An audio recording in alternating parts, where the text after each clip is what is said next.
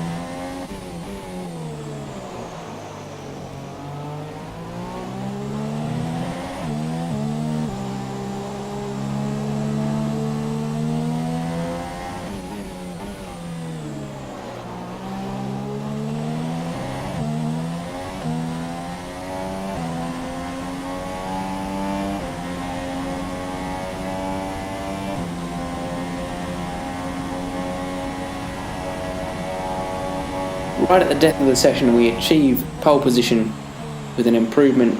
I've lost count of the number of poles I've had this season. It's quite a few. However, it's not by the biggest margin. KM in his McLaren, very close behind, joining me on the front row with Alloym in third. And I really have to thank both of these guys for their attendance this late in the season and with this few cars. It's very sad to see ASR go this way, but it definitely had it coming with the organisation. But we still had a race to win here, and KM came down the inside, steaming in. Bit of contact there, thankfully neither of us received any damage. That start was okay, now stay alert for threats around you. However, he is very much a sportsman and realised his overzealous manoeuvre was a bit rash and he let us back through. But he wasn't done there. This guy really must like Brazil, or maybe the conditions. I just wasn't as strong at this track as other tracks, or in these conditions for that matter, but he got past me to turn 4 and pulled away.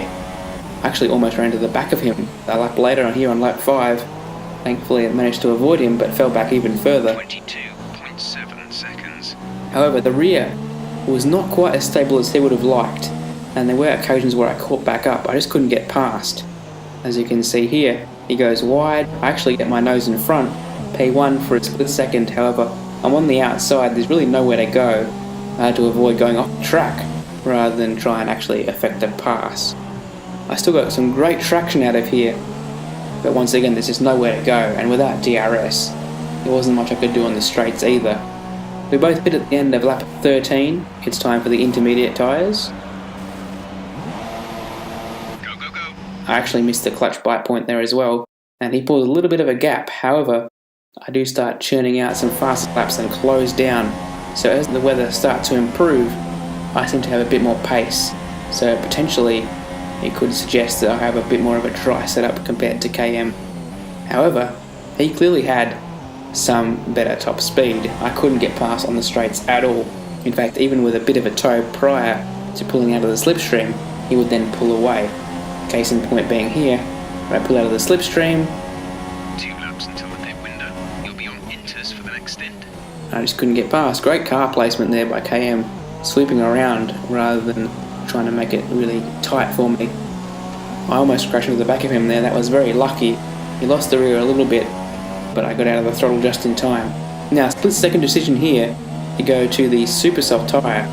I saw the DRS was enabled, so I thought I have to chance at this lap, and he didn't go into the pits. I assume possibly because he had not changed to the right tyre yet. Okay, the stewards have now enabled DRS.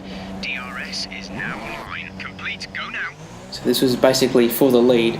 The undercut wouldn't work, and if you cast your eyes across to the map, you'll see that we're actually ahead.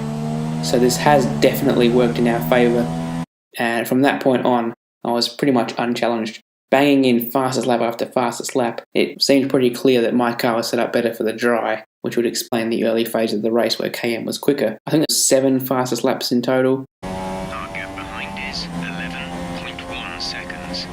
And I really pushed on. By that message you can tell, more than 10 seconds in the lead. A couple of penalties also for the McLaren driver. So the win gap actually didn't really suggest the race was as close as it was. But we do raise the trophy for the 17th time this season. Quite happy with that. I've been Calm Sea Goat Joker. See you in Abu Dhabi.